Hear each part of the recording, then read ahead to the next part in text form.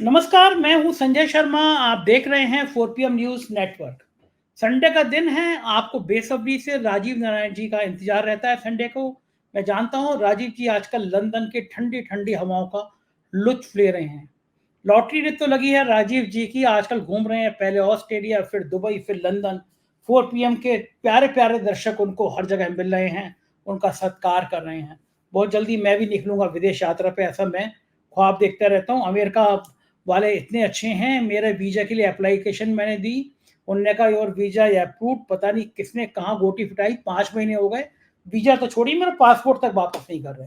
खैर ये बात अलग है, मैं राजीव जी पे मुद्दे पे आता हूँ। उससे पहले बहुत अच्छी खुशखबरी राजीव जी ने मुझसे कहा था, मैंने आप दर्शकों को बताया था कि मेरा संगीत में बड़ा मन था, तो 4 PM म्यूजिक कंपनी लॉन्च करी।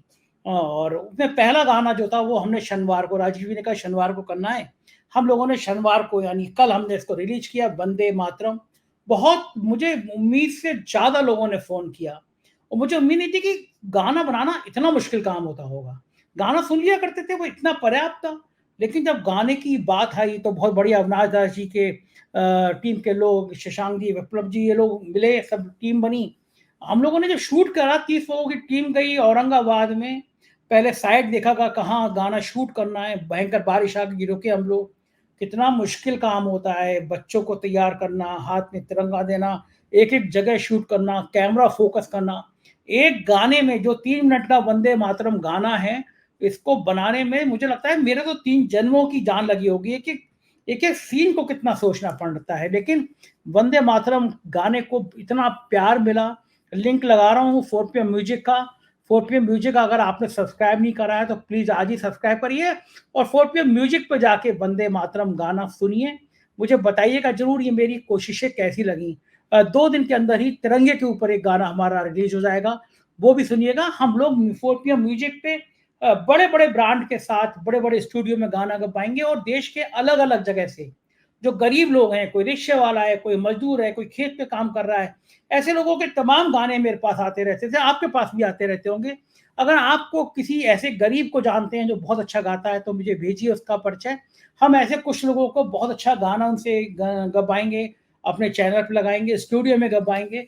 हमारी कोशिश है 4 PM म्यूजिक देश के अलग-अलग कोने में जाके गरीबों की एक पहचान बने। बात करते हैं राजीव नारायण जी की। हर बार कहता हूँ मैं, मुझे ज्योतिष पसंद है, मेरी रुचि है, इसलिए मैं ज्योतिष का शो करता हूँ। अगर आपको ज्योतिष में रुचि हो तो आप देखिएगा, वरना मत देखिएगा। राजीव जी पढ़े लिखे इंजीनियर हैं, लेकिन ज्योतिष में रुचि थी तो इस विधा में आ गए। बहुत काबिल हैं, पूरी दुनिया में उनका सम्मान है।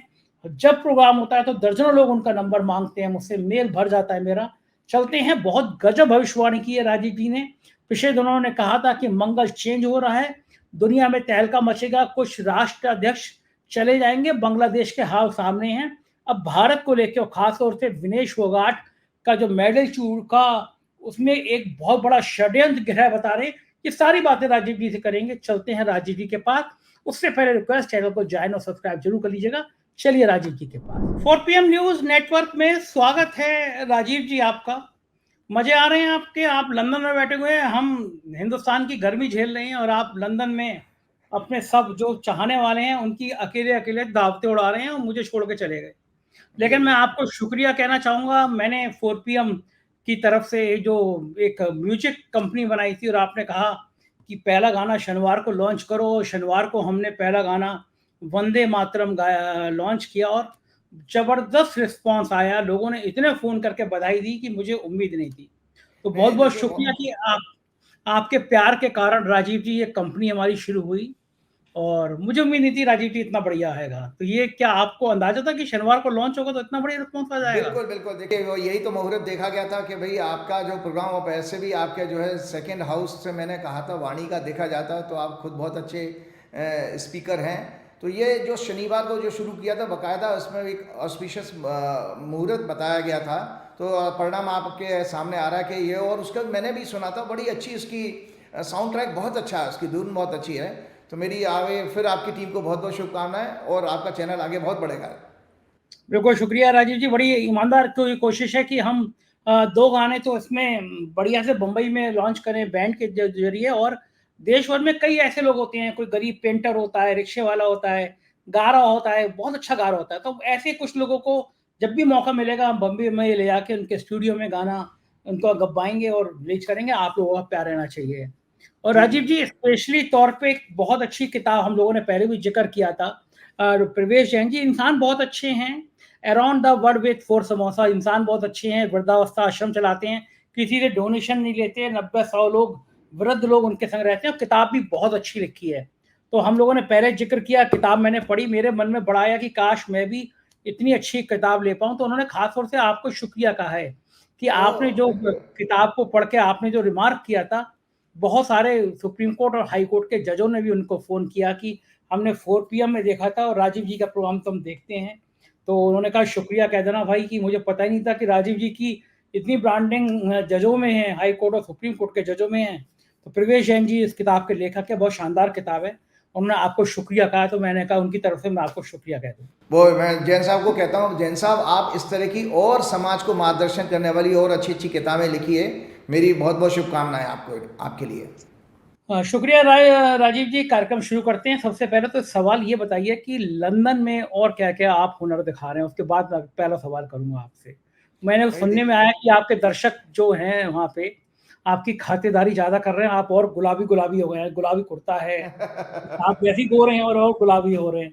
कैसा चल रहा है लंदन प्रवास आपका? बहुत अच्छा चल रहा है। आप सोचिए कि यहाँ पर मेरी अभी 2 दिन पहले एक और बड़े उद्योगपति से जो मारवाड़ी हैं, तो वहाँ मेरी पहचान हुई। उन्होंने बहुत अच्छा मुझे डिनर पे इनवाइट किया था। मैं अपनी फैमिली के साथ गया और वो इतनी बड़ी कनेक्टिविटी है कि संजय जी मैं जो हूँ उन्होंने जितने मारवाड़ीज़ यहाँ पे पैसे वाले बैठे हैं, लक्ष्मी निवास मित्तल, उन्होंने मुझे कमिट किया है कि वो एलन मित्तल से, प्रमोद मित्तल उनके भाई से, और ये आपके जो एयरटेल वाले हैं सुनील मित्तल, इन लोगों से वो मेरी जान पहचान कराएंगे। क्योंकि उनका सारा ये लोग जितने भी हमारे हिंदुस्तान के मारवाड़ीज़ हैं जो कलकत्ते से गए हैं, मारवाड़ियों का ओरिजिन तो राजस्थान से हुआ है, लेकिन ये उनकी फाइनेंशियल कैपिटल हमारे पहले टाइम में कलकत्ता हुआ करती थी।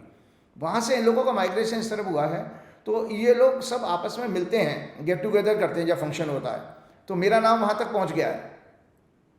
गजब, गजब है। आप आपकी ख्याति तो और तेज़ चल रही है, 4 पीएम से भी आज तेज़ चल रही है। नहीं नहीं, राजीव फिर जी उसके बाद उन्होंने आपके 4 पीएम के प्रोग्राम को देख लिया मेरा, तो वो कह रहे हैं कि भाई यार भाई ये आपकी भी बहुत तारीफ कर रहे थे कि यार बड़ा बोल्ड पत्रकार है। फिर मैंने आपके ये जो न्यूज़ चैनल का ओ सॉरी इसका जो आपने जो म्यूजिक चैनल है उसके बारे में भी इन लोगों को रेफरेंस बताया। तो अब आपकी जो रीच है उन लोगों में भी हो गई है यहाँ पर आकर के। वाह, वाह! शुक्रिया राजीव जी। प्रोग्राम शुरू करते हैं। गज़ब है भैया ये आपका मंगल, गज़ब कर रहा है। पिछली बार आपने कहा था, पिछले से पिछले प्रोग्राम में कहा था कि मंगल का शायद ट्रांज़िशन जहाँ तक मुझे याद आ रहा है कि हो रहा है और पूरी दुनिया के कई देशों में उथल-पुथल मचाएगा और आपने कहा था कि कई राष्ट्राध्यक्ष बदल सकते हैं, भूचाल आ सकता है। दर्शक पिछले प्रोग्राम में देख सकते हैं, राजीव जी ने कहा था कि भूचाल आएगा मंगल के ट्रांज़िशन में, दुनिया में कुछ राष्ट्राध्यक्ष बदल जाएंगे। बांग्लादेश ताजा तरीन उदाहरण है। जहां तक मुझे याद है मंगल के ही कारण ये सब आपने बताया था राजीव जी। और क्या हो रहा है दुनिया में और कुछ उथल पुथल होगी क्योंकि वहां पे ईरान में इजराइल के ने जो अटैक किया है उसके बाद दुनिया फिर तनाव में आ गई है। क्या सीन क्या चल रहा है, क्या होने वाला है? भाई आप ये देखिए, यही प्रश्न मेरे से यहाँ के लंदन में बैठे उद्योगपतियों ने भी ये किया था कि भाई क्या वर्ल्ड वार हो सकता है। क्योंकि आज देखो एक एस्ट्रोलॉजर से वो पूछा जा रहा है कि दुनिया में जिस तरह का माहौल है, क्योंकि मेरे पिछले प्रोग्राम देख लिया उन्होंने, तो मैं आपको सबसे पहले वो हॉरोस्कोप दिखाता हूँ। पहले तो ये 5 अप्रैल की हॉरोस्कोप थी आपकी, जब संवत्सर की कुंडली बनी थी। ये 5 अप्रैल की कुंडली है और मतलब 5 अप्रैल का प्रोग्राम था। 8 अप्रैल, क्योंकि 8 अप्रैल उसके बाद आने वाली थी, तो 8 अप्रैल 2024 को रात को 11:51 पर यह संवत्सर शुरू हुआ। धनु लगन की कुंडली थी। मंगल और शनि इसमें तीसरे घर में थे। चौथे घर में शुक्र, राहु, सूर्य और चंद्र थे। 5वें घर में बुध और बृहस्पति थे और 10वें घर में केतु था। इसमें आपको मैं जानकारी के लिए बता देता हूं कि मैंने क्लियर कट ये जो राइटअप भी आप दिखाइएगा, इसमें लिखा हुआ है। इसमें राइटअप में सीधा सीधा लिखा है फाइटिंग एमंग्स द किंग्स। जो आसपास में, जैसे आप इजराइल का हमास का भी बात कर रहे हैं, और जो बांग्लादेश में हुआ वो भी बहुत बड़ी घटना है। अब इसमें विस्तार से बात करूंगा। Plenty of fires in the forest and other places, major accidents, earthquake, loss of property, और साथ में ह्यूमिलेशन टू रूलर्स, दुनिया भर के जो सत्ता में बैठे लोग हैं उन लोगों को, उनके लिए ह्यूमिलेशन का फेज है, ये मैंने बताया था। और लिखा क्या नाम है, changes of government across the world, changes of government across the world कहा है। तो आप देखिए सत्ता को, मैं एक ये पुस्तक दिखाता हूं, ये है, इसमें नाना प्रकार के, ये मैं लेके आया हूं लंदन में, इसमें किसी भी ग्रह के जो सिग्निफिकेंस हैं, कारकत्व कहते हैं हिंदी में, और एक एक कुंडली के भाव के जो सिग्निफिकेंस है इसके अंदर लिखे हुए हैं। तो दूसरी घटना मैंने आपके 12 जुलाई के प्रोग्राम में कही थी, 7 जुलाई का प्रोग्राम था, 12 जुलाई को मंगल ने राशि बदली थी। आप बिल्कुल बात ठीक कह रहे थे कि 2 इवेंट मेरे पास आई थी। एक तो मंगल आपने संवत्सर शुरू की थी, तब हमने 5 अप्रैल को प्रोग्राम में कहती थी।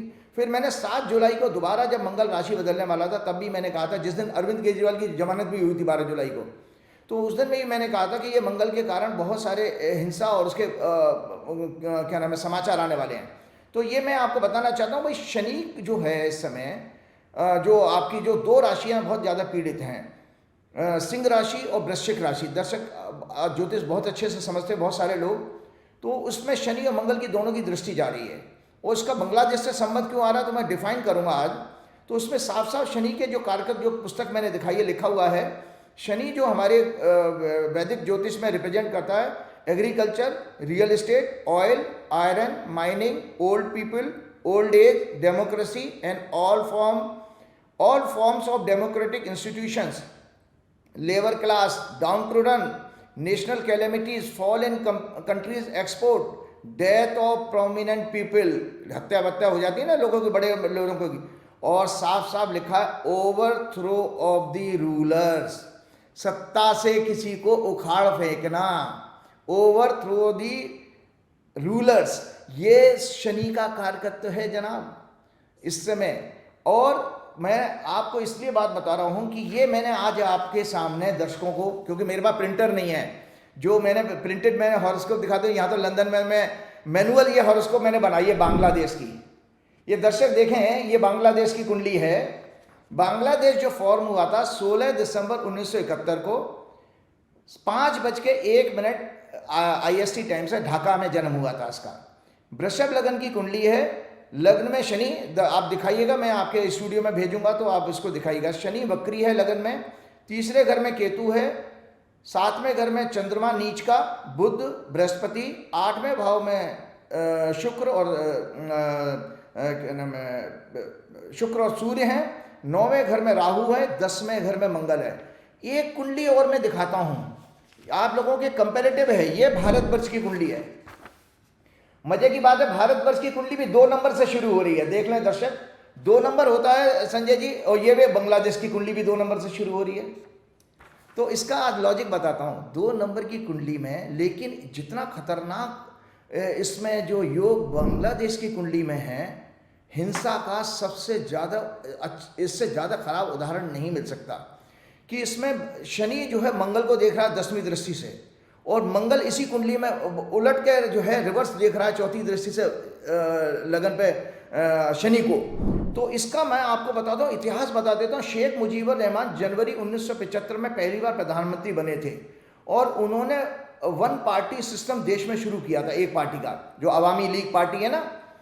और 1 साल के अंदर 15 अगस्त को मुजीबुर रहमान की, उनकी पत्नी की और उनके 3 बेटों की हत्या कर दी गई थी। जो हसीना के पिताजी, उनके 3 भाई और उनकी मां की हत्या कर दी गई 1 साल में। उसके बाद में भी कई सारे इसमें मर्डर हुए हैं सिटिंग पोजीशन पे जो लोग बैठे हैं। 2001 में ये क्या नाम है, बांग्लादेश नेशनलिस्ट पार्टी की सरकार बनती है 2001 में। 2007 में राष्ट्रपति ने मिलिट्री के सहयोग से इमरजेंसी लागू की और हसीना तथा जिया दोनों को जेल में डाल दिया था। दिसंबर 2008 में हसीना ने जब सत्ता संभाली और 3 अगस्त 2024 तक, मतलब 4 अगस्त 2024 तक ये सत्ता में रही हैं, और 4 अगस्त के बाद तो 5 अगस्त को तो भारत में भाग करके आ गई हैं।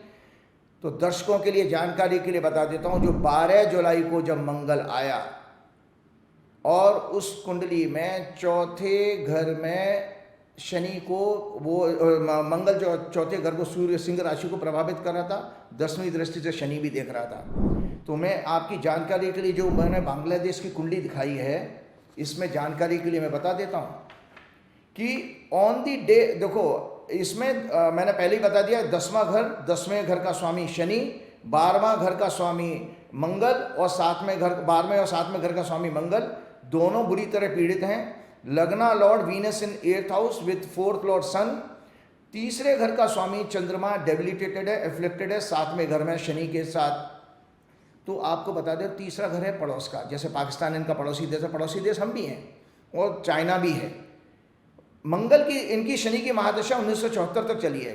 सत्ता परिवर्तन के दिन, ये दर्शक बात है, इससे बड़ी रिसर्च कोई नहीं हो सकती है दर्शकों के लिए जानकारी, क्योंकि आपका प्रोग्राम अब केवल भविष्यवाणी के लिए नहीं देखा जा रहा है, आपके प्रोग्राम से लोग ज्योतिष सीख रहे हैं। और लोग जब मुझे कॉम्प्लीमेंट देते हैं कि भाई आप क्या लॉजिक रीजनिंग देते हैं, तो उससे देखिए विद्या आगे बढ़ रही है। मेरा बढ़ना आगे कोई महत्व नहीं रखता है, महत्व रखता है कि हमारी नॉलेज आगे प्रमोट हो रही है, कि दुनिया इस चीज़ को, लॉजिक को समझेगी कि 12 जुलाई को जैसे ही टॉरस में जो कुंडली मैंने बांग्लादेश की दिखाई, मंगल आ गया वहाँ पर लगन के अंदर। इनका जन्म का मंगल जो है 10वें घर में है और जन्म के शनि के ऊपर से गोचर का मंगल ट्रांजिट कर रहा था। और मजे की बात है कि इनके जन्म के मंगल से के ऊपर से क्या नाम है, जन्म का शनि ट्रांजिट कर रहा था। तो जो कनेक्शन चौथे घर से आया है, चौथा घर होता पब्लिक का, मासेस का। तो आपको एक जानकारी के लिए बता देता हूँ, चंद्रमा इस कुंडली में नीच का, जैसे भाजपा की कुंडली मैंने हमेशा चर्चा की है, चंद्रमा नीच का, तो नीच का चंद्रमा इमोशनल इश्यूज को लेकर के आता है। जो भावनात्मक मुद्दे हैं वो हमेशा, चंद्रमा अगर पीड़ित हो तो ऐसा व्यक्ति इमोशनली कमजोर होता है। ये दर्शक लिख के रखना, स्कॉर्पियो साइन में जो है शनि चंद्रमा नीच का होता है, तो ऐसे लोग इमोशनली बहुत डिस्टर्ब होते हैं, जल्दी कैरिड अवे हो जाते हैं। वो उनके अंदर उतना, उनका EQ लेवल जो कहते हैं इमोशनल क्वोशेंट, वो कमजोर होता है। तो आप देखिए कि चंद्रमा की इनकी महादशा शुरू होती है 17 मई 2024 को, याद रखें दर्शक, 17 मई 2024 को चंद्रमा की महादशा शुरू होती है। नीच का चंद्रमा आ गया, शनि से पीड़ित हो रहा है, तो वहाँ से उनका आरक्षण का मुद्दा हावी हो गया।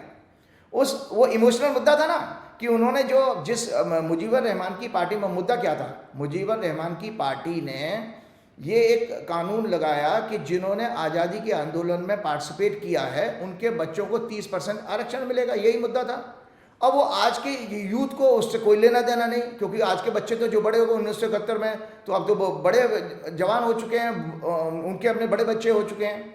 तो उस मुद्दे ने ऐसी आग फैलाई, उसमें आग लगाने का काम का हुआ 12 जुलाई के बाद, कि ये हालत हुई कि एक देश के सिटिंग प्रधानमंत्री को, जिसको हाल ही में मार्च में शायद चुनाव हुए थे, 3/4 मैंडेट मिला, और 3/4 मैंडेट मिलने के बाद उसको अपना देश छोड़ के भागना पड़ा। संजय जी, इससे ज़्यादा खतरनाक आज के समय में डेमोक्रेसी के लिए, पूरी दुनिया के लिए कोई समाचार नहीं हो सकता। और ये सब हमारे, इवन हमारे देश के लोगों के लिए भी सावधान हो जाना चाहिए। जो लोग सत्ता में बैठे हैं, वो उन लोगों को ये, उनके कान खड़े हो जाना चाहिए कि जनता जब आपका उग्र रूप धारण करेगी, तो आपके कितनी मेजोरिटी आ गई हो, कितनी सीटें हासिल हो चुकी हों, वो आपको दंडित तो करके मानेगी। कोई फर्क नहीं पड़ता उनकी, आप उनको ऊपर गोली चलवा दो, कुछ करा दो। कोई भी दुनिया की मिलिट्री, कोई भी दुनिया की पुलिस फोर्स जो मॉब के ऊपर जनता के आंदोलन को कंट्रोल नहीं कर सकती, ना आज तक इतिहास में हुआ है ना होगा। आप देखिए वहाँ पर मिलिट्री ने जो है बिल्कुल मना कर दिया पब्लिक के ऊपर गोली चलाने से। 1000 से ज़्यादा लोग मरे हैं, लेकिन कितना बड़ा नुकसान हुआ है इस देश का, क्योंकि ये संदेश है पूरी दुनिया के लिए। ये संदेश इसलिए है कि यूक्रेन और रशिया लड़े पड़े हैं, 2 साल से लड़ रहे हैं, दुनिया उनका शांति समझौता नहीं करा पा रही है। इजराइल और हमास भी आप ये देखिए 10 महीने से लड़ रहे हैं, बल्कि 11वां महीना शुरू हो गया, वो भी उसमें कोई कुछ किसी को कोई हासिल नहीं हुआ। अननेसेसरी आप आम जनता को कष्ट दे रहे हो और अरबों खरबों रुपए आपने बर्बाद कर दिया इंफ्रास्ट्रक्चर का। तो जानकारी के लिए बता देता हूँ कि इसमें 17 मई 2024 को मून की महादशा और मंगल की प्रत्यंतर दशा 11 जून 2024 से शुरू हुई है। इस आंदोलन ने उग्र रूप धारण कर लिया। व्यापक हिंसा में सेना पुलिस के द्वारा 1000 से ज़्यादा हत्याएं हुई। हसीना के 29 मंत्रियों की, 29 बड़े लीडरों की हत्या हो चुकी है। मतलब एक पार्टी के 29 जो है बड़े लीडर्स की हत्या हो चुकी है। हजारों करोड़ों का जान माल का नुकसान हुआ, व्यापक लूटपाट हुई है। एक चीज़ और बता देता हूँ आपको, अभी कल की न्यूज़ है, इवन वहाँ पर जनता ने सुप्रीम कोर्ट को भी घेर लिया है।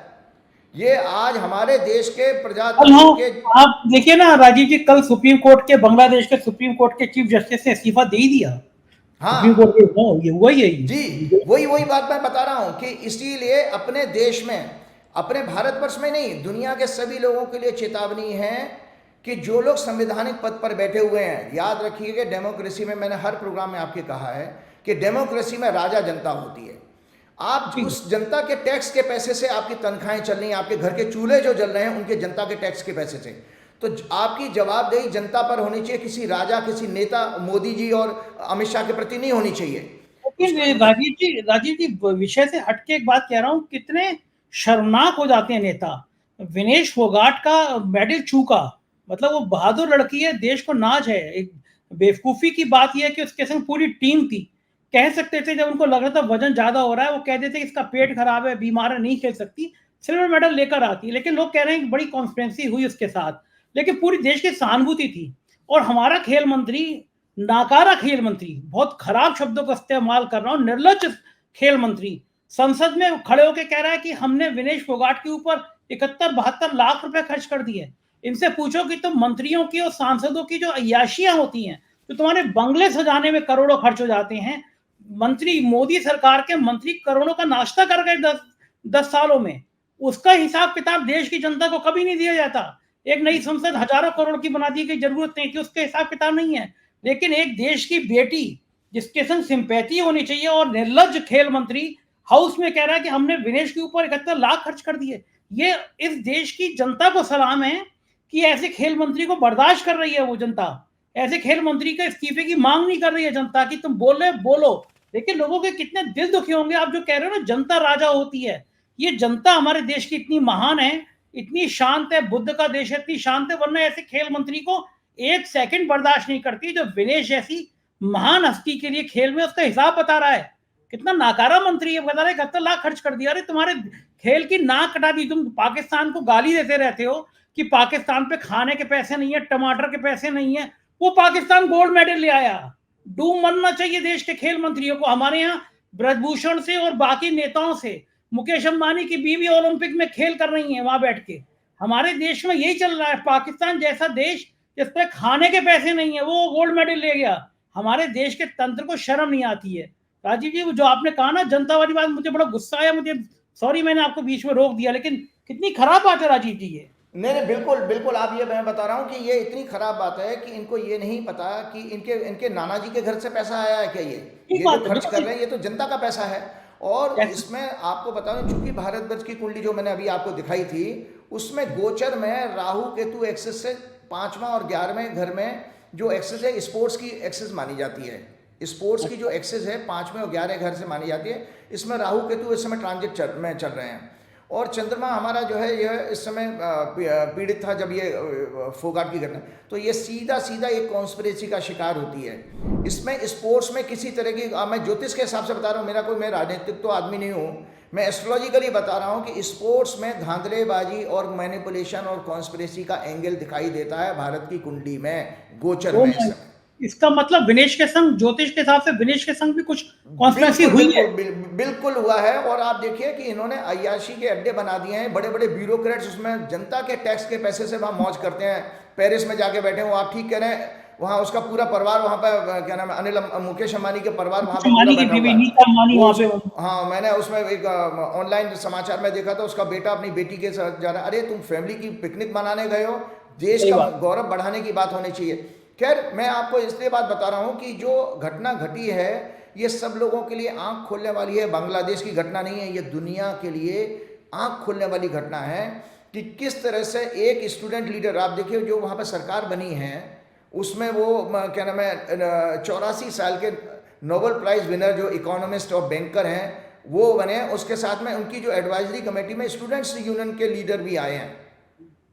तो ये संकेत है कि भारतवर्ष के लोग भी इस चीज को, चेतावनी को मान लें कि जिस दिन जनता सड़कों पर आएगी, आपकी पैरामिलिट्री फोर्स, आपकी फौज आपका कुछ नहीं कर सकती।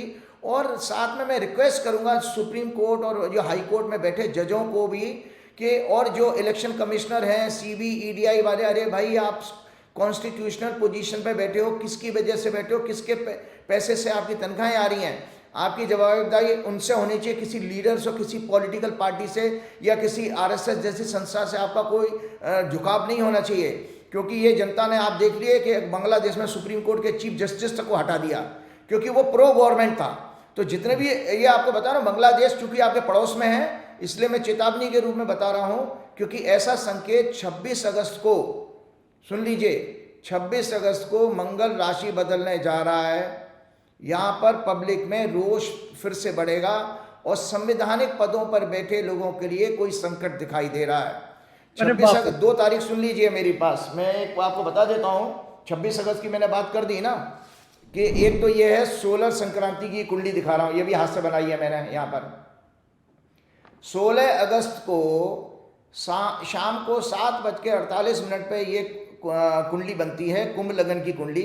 बकरी शनि लगन में है, चौथे घर में बृहस्पति और मंगल होगा, 7वें घर में सूर्य, बकरी बुध, शुक्र और सिंह, और क्या नाम है आपके 6वें घर में, 8वें घर में केतु और 12वें घर में आपके राहु और 9वें घर में आप 11th हाउस में आपका चंद्रमा। इस कुंडली का फलादेश बता देता हूं, क्योंकि इस कुंडली में सूर्य भी पीड़ित हो रहा है और 26 अगस्त तक मंगल अभी वृषभ राशि में रहने वाला, उसके बाद मिथुन राशि में जाएगा। तो इस संक्रांति में 26 अगस्त तक का समय टॉप पॉलिटिकल लीडर्स, संवैधानिक पदों पर बैठे हुए प्रोमिनेंट लोग, ब्यूरोक्रेसी के लिए, पावरफुल ब्यूरोक्रेसी के लिए बहुत ही डिस्टर्बिंग समाचार लाने का है। उनके लिए लाइफ थ्रेटनिंग का भी फेज है, क्योंकि इस समय तक सूर्य, इसकी सिंह राशि, मंगल और इसकी स्कॉर्पियो राशि शनि मंगल दोनों के ग्रह के प्रभाव से पीड़ित हो रही है। इस दौरान हवाई जहाज दुर्घटनाएं, ट्रेन दुर्घटनाएं भी और किसी तरह के युद्ध जैसे हालात उत्पन्न हो रहे हैं। बांग्लादेश आपका सबसे पड़ोसी है और दुर्भाग्य यह है, आपको पता है बीजेपी की कुंडली आपके पास है, मैं दिखाइएगा। भाजपा की कुंडली में विदेश नीति में फ्लॉप होने का सबसे बड़ा योग है, क्योंकि जो विदेश नीति है 9वें घर से विदेश नीति देखी जाती है। और भाजपा की कुंडली में बकरी, उनका मिथुन लगन है, मिथुन लगन का स्वामी बकरी, बुध जो है वहाँ पर राहु केतु के बीच में, शनि मंगल और सबसे पीड़ित है। तो ऐसे केस में भाजपा की कुंडली में कभी भी विदेश नीति में ये सफलता इनको कभी हासिल नहीं होगी, कभी भी नहीं हासिल होगी।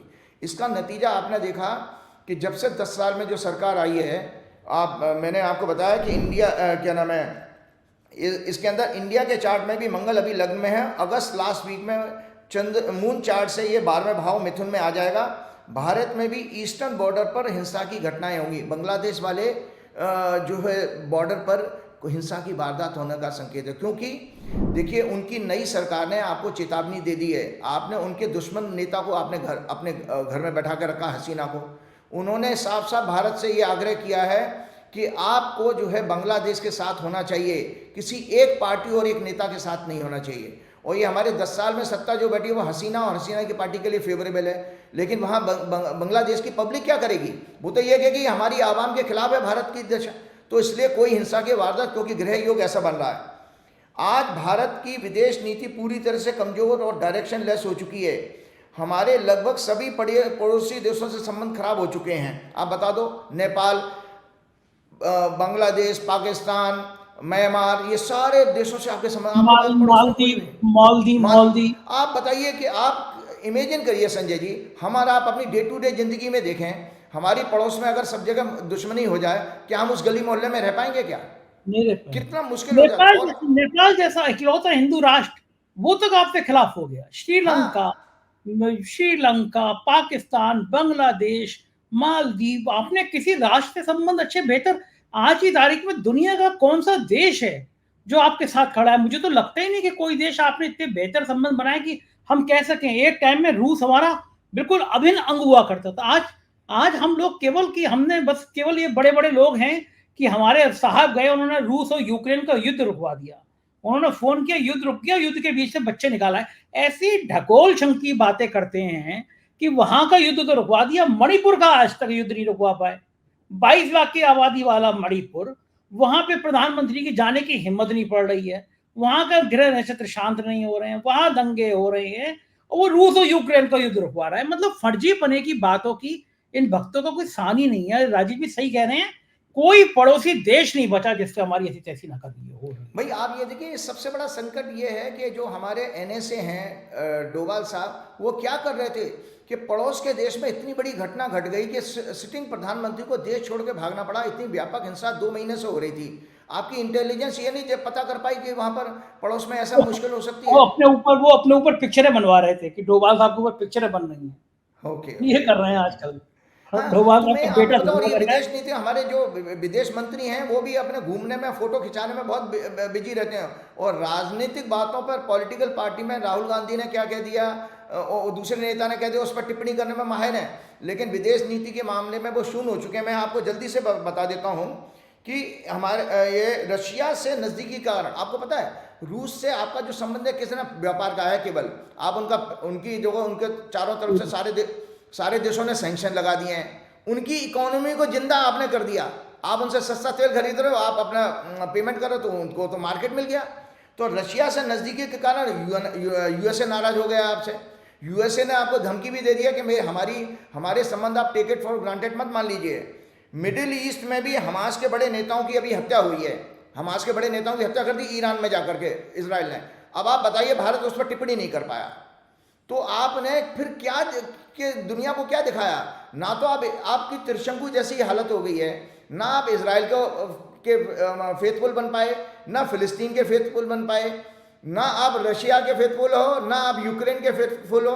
वॉर तो अभी भी नहीं रुका है संजय जी, वॉर तो अभी भी चल रहा है यूक्रेन का, कहां से रुक गया बताइए कनाडा, भाई। ऑस्ट्रेलिया, हर जगह आपने भारत के प्रति एक ऐसी फीलिंग पैदा कर दी। ऑस्ट्रेलिया के प्राइम मिनिस्टर आप पर टिप्पणी कर रहा है, कनाडा की सरकार आप पर नाराज है, अमेरिका की में रॉ का ऑफिस बंद कर दिया गया। एक भारतीय वहां पे कि एक अमेरिकन नागरिक की आतंकी हमले हम कह सकते हैं, उसकी हत्या के आरोप में बंद है। भारत सरकार छुड़ा नहीं पा रही, क्या बताए, अमेरिका आरोप लगा रहा है, रॉ का ऑफिस बंद कर दिया गया। कमाल है विदेश नीति। ऐसी विदेश नीति तो देश में आज तक ना बनी, भाई कभी ना आप ये देखिए कि आपके भारत के आज़ाद होने से पहले दो महाशक्तियां पहले से ही थी, रूस और आपका अमेरिका। बनी। हमारे नेहरू जी ने 1961 में एक अपनी इमेज बनाई थी नॉन अलाइनमेंट मूवमेंट की। नॉन अलाइनमेंट मूवमेंट जो खड़ा किया गया था, उस समय नेहरू जी की से इतनी थी कि नेहरू जी को टीटो थे और बहुत बड़े बड़े लीडर थे जिनको दुनिया के ये महाशक्तियां भी जो सुपर पावर है वो उनको सम्मान देती थी। आज आप देखिए हमारे 10 साल की जो सिटिंग गवर्नमेंट है, इसमें नॉन अलाइनमेंट मूवमेंट का दफ्तर तक बंद हो गया है।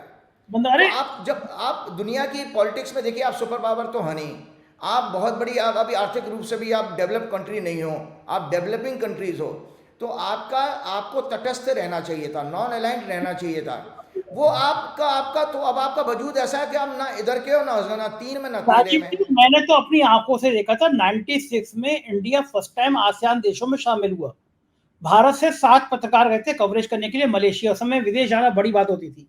ईश्वर की कृपा से मैं 96 में भारत की तरफ से उस मलेशिया गया था आसियान देशों की कवरेज करने के लिए।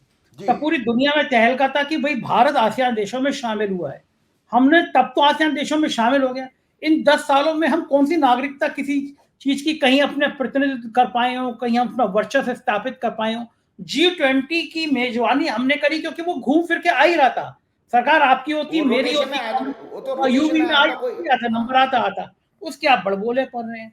तो राजीव जी, ये जो गृह नक्षत्र बन रहे हैं, क्या ये बड़बोली सरकार बनी रहेगी, या नहीं कुछ देखिए, जो आपके गृह नक्षत्र में कुछ है ऐसा कि थोड़ी सरकार ठीक ठाक बनेगी, या नहीं हम देखिए, मैंने बड़बोले पर भाजपा नहीं की काट कुंडली रहे जो हैं? दिखाई थी, भाजपा की कुंडली दिखाइएगा, तो उस भाजपा की कुंडली में मैंने पहले ही कहा कि भाजपा की कुंडली के अंदर जो है जो तीसरे और 9वें घर की एक्सेस है वो बहुत ज़्यादा पीड़ित है। उसके कारण भाजपा के रहते हुए कभी भी विदेशी देशों में हमारी ना तो इमेज अच्छी होगी, ना हमारे संबंध अच्छे होंगे। उसका कारण सबसे बड़ा बता देता हूँ आपको। देखिए, आप जब एक धर्म विशेष की बात करोगे, एक तरफ तो आप कहते हो वसुदेव कुटुंबकम, भाई पूरी वसुधा हमारी पूरे परिवार है, तो परिवार में भेदभाव कैसा? दूसरी बात हमारी संजय जी आपको बता देता हूँ, आज वर्ल्ड एक इकोनॉमी हो चुकी, एक मार्केट, सिंगल मार्केट हो चुका है वर्ल्ड पूरा। अब आप देखो हर देश में, हम यहाँ बैठे, हमें इंडिया का सारा माल, सब कुछ खाने पीने का सामान मिल जाता है, इसी तरह इंडिया में मिल जाता है, तो आप भेदभाव कर नहीं सकते। तो आपको जानकारी के लिए बता देता हूँ कि क्या रोल होना चाहिए। अगर वहाँ पर आप हिंदू मुसलमान, वो जो कोटा में कौन सा वो मुसलमान की जो हत्या की बात हुई थी, दर्जी वाली घटना, हमारे कन्हैया प्रधानमंत्री जी ने कन्हैया दर चुनाव के टाइम में उस मुद्दे को उठाया। आज इनको शर्म आनी चाहिए, हम सभी लोगों को, हम लोगों को भी शर्म आनी चाहिए कि मैं जहाँ पर अभी लंदन में बैठा हुआ हूँ, ब्रिटेन में 13 वर्ष के बाद सबसे ज़्यादा दंगे हुए हैं, अभी 13 वर्ष के बाद। और दंगे कैसे हुए हैं उसका कारण भी बताता हूँ, लेकिन उसके हमने जो मुझे आज बात कहनी है, अपने आपके प्रोग्राम के जरिए संदेश दुनिया को देना है, अपने देशवासियों को देना है कि देखो, जो प्रधानमंत्री पद या राष्ट्रपति पद पर जो बैठा हुआ व्यक्ति होता है वो तटस्थ होता है, न्यूट्रल होना चाहिए। तो यहाँ के ब्रिटेन के प्रधानमंत्री ने क्या संदेश दिया था राष्ट्र के नाम है कि हमारी सरकार को यूके के नए प्रधानमंत्री से प्रेरणा लेनी चाहिए, जहां उन्होंने एक फेक न्यूज़ क्या थी, यहाँ पर 3 बच्चियों की डांसिंग स्कूल में एक 17 साल के लड़के ने हत्या कर दी। सोशल मीडिया पे वायरल हो गया कि वो एक मुस्लिम लड़का था, अप्रवासी था, मतलब नॉन रेजिडेंट था। उससे वो वहाँ पर इतना दंगे फसाद फैल गए कि यहाँ पर मस्जिदों में आग लगाई गई, और जहाँ पर जो नॉन रेजिडेंट लोग मुस्लिम रह रहे थे उन बस्तियों में भी दंगे हुए।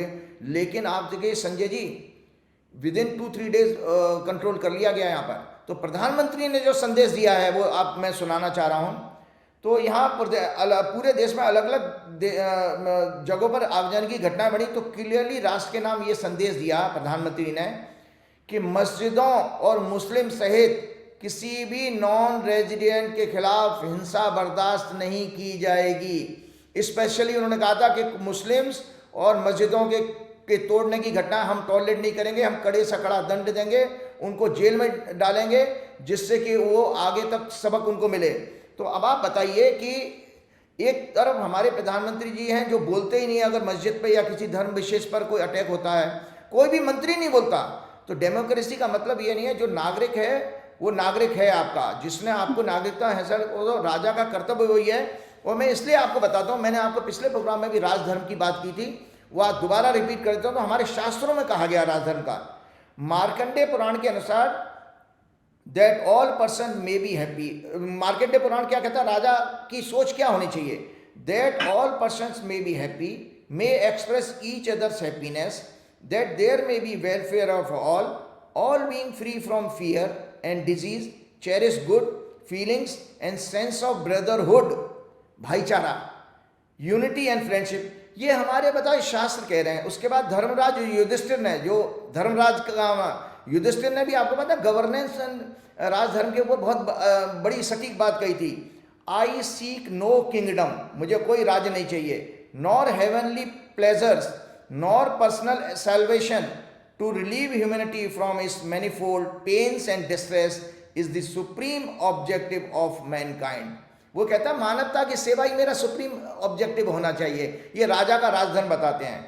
उसके बाद नारद स्मृति क्या कहती है, I shall respect and protect your belief and faith though I hold on to my belief and faith. मैं अपने धर्म आस्था पर मुझे अभिमान है, लेकिन मेरी जिम्मेदारी है कि मैं आपके धर्म आपकी आस्था का सम्मान करूं। ये नारद स्मृति कह रही है। मैं दोबारा रिपीट करता हूं, I shall respect and protect your belief and faith though I hold on to my belief and faith. Manu Smriti क्या कहती है, it is obligatory for the king to give equal protection to all his subjects without any discrimination, just as the mother earth gives equal support to all the living beings, a king should give support to all without any discrimination। जैसे पृथ्वी माता बिना किसी भेदभाव के सबको पालती है, सबका पोषण करती है, सबका सम्मान करती है, इसी तरह यही राजा का राजधर्म होना चाहिए। ये आपकी मनु स्मृति कहती है।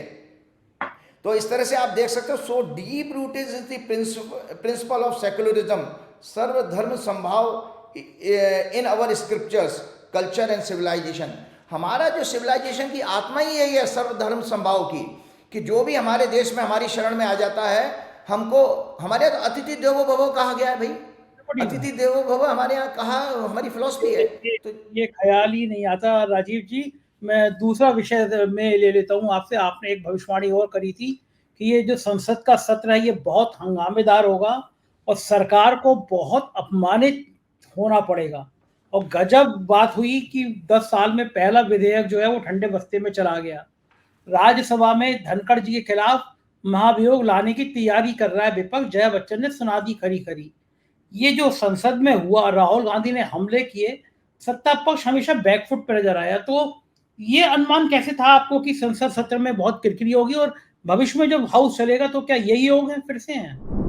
भी देखिए, ये मैंने आपको बिल्कुल आपने कहा, आपके पिछले प्रोग्राम में ही मैंने ये कुंडली दिखाई थी कि जब बजट सेशन 22 जुलाई को शुरू हुआ, 11 बजे का टाइम होता सदन शुरू होने का, कन्या लगन की कुंडली में थी, लगन में केतु, 7वें घर में राहु, और आपके 5वें घर में चंद्रमा, 6वें घर में शनि, 12वें घर में बुध, और 11वें भाव में शुक्र और सूर्य, और 9वें घर में बृहस्पति और मंगल। मैंने आप लोगों को प्रिंसिपल बताया था, सिद्धांत बता दिया था, लग्न का स्वामी अगर 12वें घर में जाए तो अपमान, ह्यूमिलेशन आता, डिफेंसिव रहोगे आप, कोई भी दुनिया का आदमी हो। और ऐसा व्यक्ति, एक और सिद्धांत बता देता हूँ ज्योतिष का, कि जिसका लग्न का स्वामी 12वें घर में हो, ऐसे व्यक्ति को मदरलैंड पे सुख नहीं मिलेगा, उसको विदेश में जाना चाहिए, क्योंकि 12वां घर विदेश का भी है, और ये लॉस, 12वां घर नाना प्रकार के व्यय का है, क्षय का है, अपमान का है।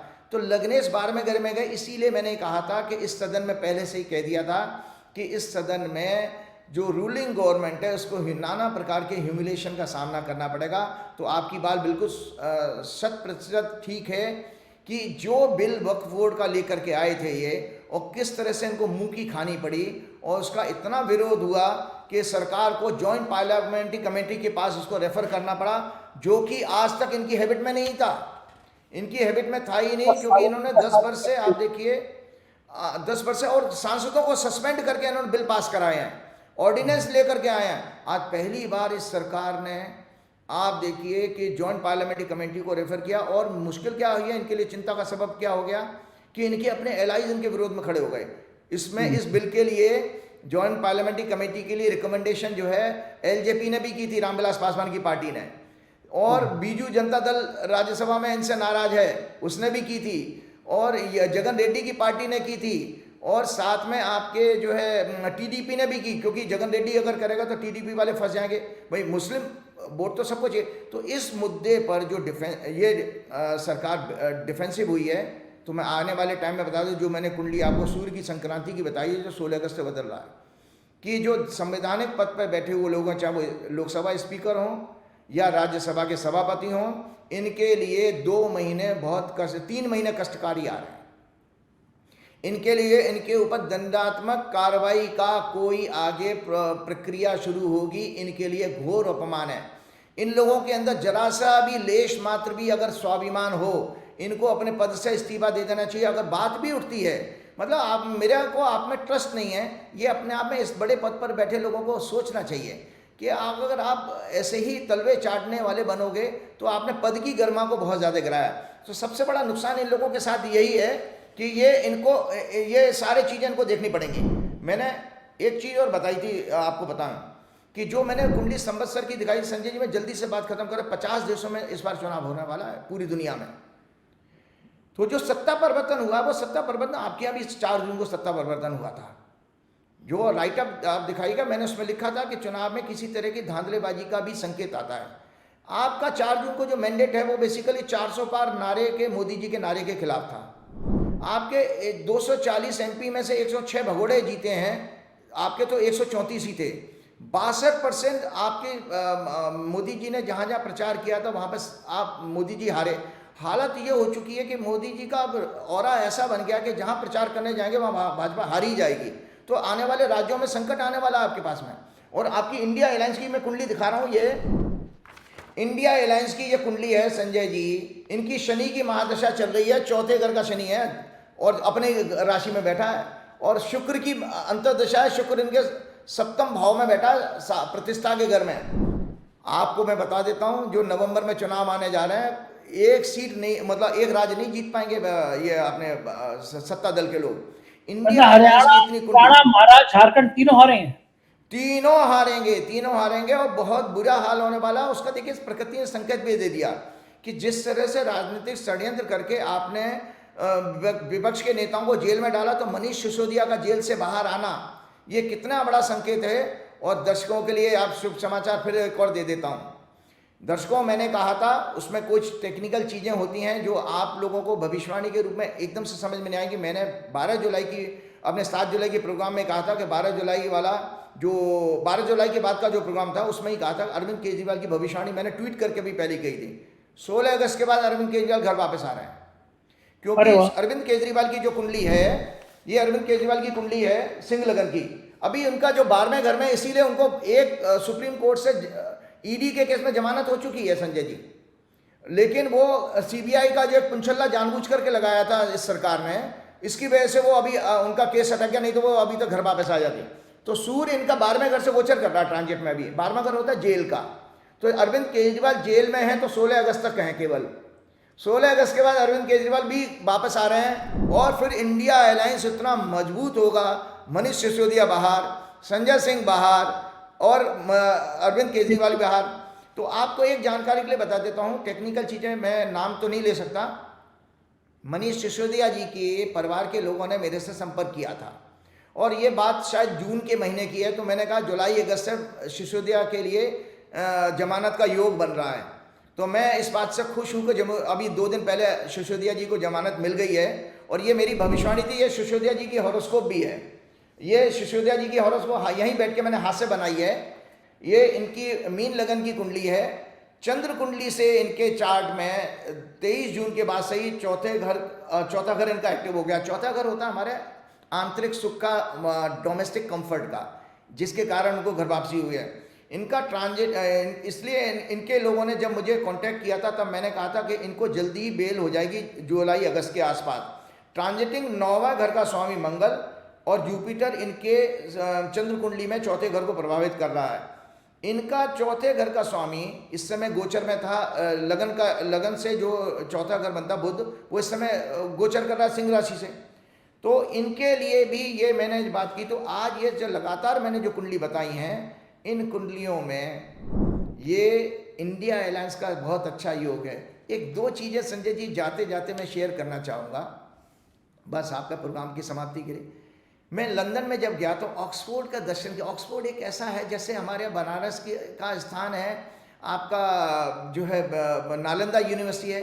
तो ऑक्सफोर्ड यूनिवर्सिटी का इतिहास आज तक पता नहीं है। 1000 के आसपास ये कहते हैं कि इनके पास 1096 के आसपास का रिकॉर्ड है कि यहाँ पढ़ाई होती थी। वह 1096 इतनी पुरानी यूनिवर्सिटी है ये। वहाँ का इनके पास रिकॉर्ड है कि यहाँ पर टीचिंग होती थी। तो ये दुनिया की सेकंड नंबर की सबसे पुरानी यूनिवर्सिटी है। इस यूनिवर्सिटी में मुझे 3-4 घंटे रहने का मौका मिला। तो मैंने सबसे पहले एक काम किया, मैंने आपके प्रोग्राम में जब मैं दुबई गया था तो मैंने मस्जिद का जो है जिक्र किया था, मस्जिद में दर्शन करने भी गया था। तो मैं इस विदेश की यात्राओं पर ये इसलिए निकला हूँ कि मेरे जैसा साधारण व्यक्ति किस धर्म में क्या चीज़ बात कही गई इसको मैं जानने के लिए निकला हूँ। मैं अपने धर्म के बारे में तो बहुत पढ़ता पढ़ाता रहता हूँ, मुझे दूसरे धर्मों को पढ़ने का मौका नहीं मिला। तो संजय जी 12वीं शताब्दी के चर्च में मुझे जाने का मौका मिला। मैं आपके स्टूडियो में भेजूंगा, उस स्टूडियो में उस चर्च को दर्शन जरूर कराइए। 12वीं शताब्दी, वो ऑक्सफोर्ड यूनिवर्सिटी का चर्च है। साथ में एक जानकारी और इतिहास के सेक्शन में जब मैं गया हूँ तो वहाँ मुझे जानकारी मिली 7वीं सेंचुरी में, 7वीं शताब्दी में मुस्लिम धर्म बना था 7वीं सेंचुरी में। तो आपको जल्दी से बताता हूँ, the religion of Islam was founded in the 7वीं century of the Christian era and spread rapidly from Arabia through Middle East and westwards to North Africa. Arabic became the common language for a succession of empires stretching from Spain to India। Arabic भाषा वो बाद में आपकी उर्दू भी है, उसी से निकल के आई है। आपको जानकारी के लिए बता देता हूँ, क्रिश्चियन धर्म में, मुस्लिम धर्म में मैंने ऐसे मेजरिंग इंस्ट्रूमेंट, वो फोटो भी और मैं आपको भेजूंगा, दिखाइए, जो समय की गणना करने वाले साइंटिफिक इन्वेंशन जो हुए हैं इस धर्म में, दोनों धर्म में मैंने देखे हैं और ऑक्सफोर्ड में प्रूफ है। वो किस लिए करते थे इस्तेमाल? समय की कैलकुलेशन, उससे वो व्यापार अपना सेट करते थे, यात्राओं की प्लानिंग करते थे। दूसरा वो तारों की गति को जानने के लिए, मतलब ज्योतिष। आज दुनिया के दर्शकों को मैं बताना चाहता हूं कि एस्ट्रोलॉजी का इतिहास कितना पुराना है, कि इवन पुराने मुस्लिम धर्म और क्रिश्चियन धर्म में भी इस चीज़ का महत्व था कि हम तारों की गणना कैसे करेंगे। तो उसमें लिखा, mathematics was very useful to a practising Muslim. Astronomy is of value in computing the Islamic calendar in determining the proper times for prayer throughout the day। इनके यहाँ जो 5 वक्त की नमाज होती है उसकी कैलकुलेशन भी उसी के आधार पर गणना होती थी। मतलब इनके यहाँ मुस्लिम धर्म में मैथमेटिक्स को बहुत प्रधानता थी। इनके यहाँ जितने साइंटिस्ट हुए हैं उन्होंने मैथमेटिक्स के जरिए अपने प्रेयर के टाइम को कैलकुलेट किया। वो प्रेयर के टाइम आपके सूर्य की ट्रांजिट से होते हैं। जो सूर्य आपका मूवमेंट में आता है प्रातःकालीन जब मध्य में होगा सूर्य, दूसरी प्रेयर दोपहर में सनसेट के टाइम और रात्रि के टाइम में 5 नमाज इनकी होती हैं। हमारे हिंदू धर्म में 3 संध्या कही गई हैं। आपको पता है संध्या का मतलब संधि काल, जहाँ पे ज्वाइनिंग होती है वो उसको संध्या कहा जाता है। प्रातःकाल, मध्यकालीन और सूर्यास्त के समय 3 संध्या हमारे हिंदू मतलब वैदिक धर्म में भी कही गई हैं। तो ये मैं जानकारी लेकर के आया हूँ इसीलिए कि बताने के लिए कि ये ज्योतिष जो है कोई मिथ नहीं थी, गणित थी और मैथमेटिक्स है, और मैथमेटिक्स के जरिए इंसान ने हमेशा लाभान्वित हुआ है। और चलते चलते मैं आगे बात हनुमान जी की बात इस ज्ञान के लिए। श्री गुरु चरण सरोज रज निज मन मुकुर सुधार, वर्णो रघुवर विमल जसु जो दायक फलचार। बुद्धिहीन तनु जान के सुमिरो पवन कुमार, बल बुद्धि विद्या देव मोह हरऊ कलेश विकार। जय श्री राम, जय हनुमान। एक बात बता दें तो समाचार, एक जो यहाँ के मारवाड़ी उद्योगपति परिवार में मैं मिला, उनसे मैंने कहा कि आप संकल्प लीजिए, इच्छा तो कही है उन्होंने हनुमान जी के मंदिर बनाने की, आगे देखिए हनुमान जी की कृपा होती है। लंदन में। बहुत अच्छा, बहुत अच्छा। धन्यवाद। शुक्रिया राजीव जी, समय देने के लिए धन्यवाद आपका बहुत बहुत। ये थे राजीव जी और आपने इनकी सारी भविष्यवाणियां सुनी। मुझको यकीन है बातचीत पसंद आई होगी, तो आप 4 PM को और 4 PM म्यूजिक दोनों को सब्सक्राइब कर लीजिएगा। मुझे बताइएगा कि गाना कैसा है। बहुत बहुत शुक्रिया, थैंक यू।